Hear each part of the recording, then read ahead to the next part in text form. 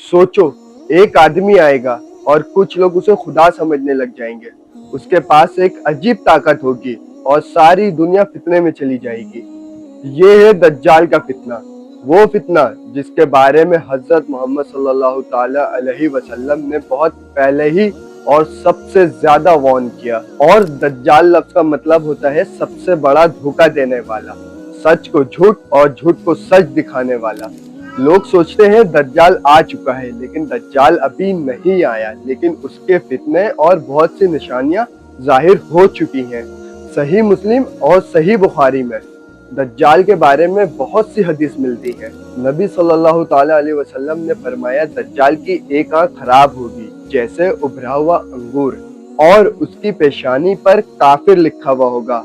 हर मोमिन उसको पहचान लेगा और वो लोगों को धोखा देगा, बहुत सी अजीब सी चीजें दिखाएगा, जैसे बारिश करवाना, खजाना निकालना, झूठी जन्नत और जहन्नम दिखाना।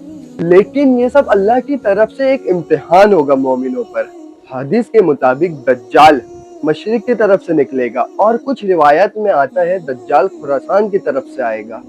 खुरासान पुराने वक्त में ईरान और अफगानिस्तान को कहा जाता था। सेंट्रल एशिया के कुछ मुल्क जैसे पाकिस्तान भी खुरासान के हिस्सा थे।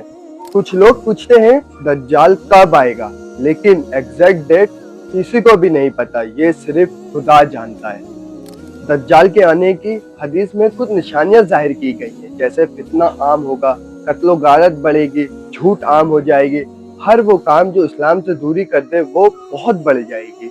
और दज्जाल कितने दिन तक रहेगा? हदीस के मुताबिक दज्जाल सिर्फ 40 दिन तक रहेगा, लेकिन वो 40 दिन का पहला दिन एक साल के जितना बड़ा होगा, और दूसरा दिन एक महीने जितना, और तीसरा दिन वो एक हफ्ते के जितना, और बाकी के दिन नॉर्मल दिन होंगे। लेकिन वक्त बहुत अजीब हो जाएगा।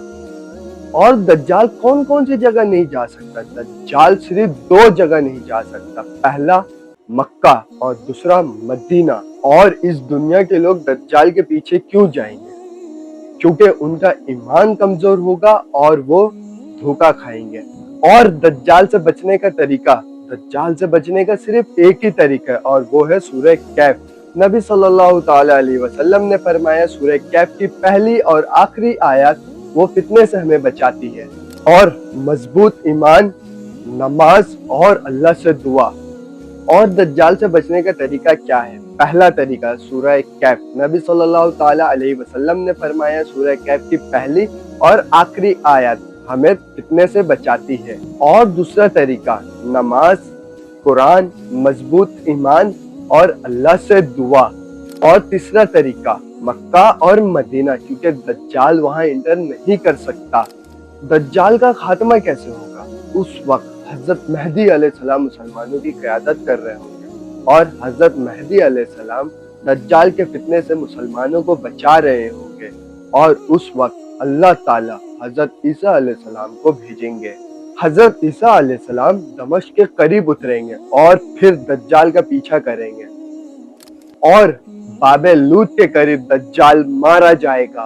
और दज्जाल का फितना ताकत का नहीं, ईमान का इम्तिहान होगा, और कामयाब वही होगा जो अल्लाह ताला को मजबूती से पकड़ के रखेगा।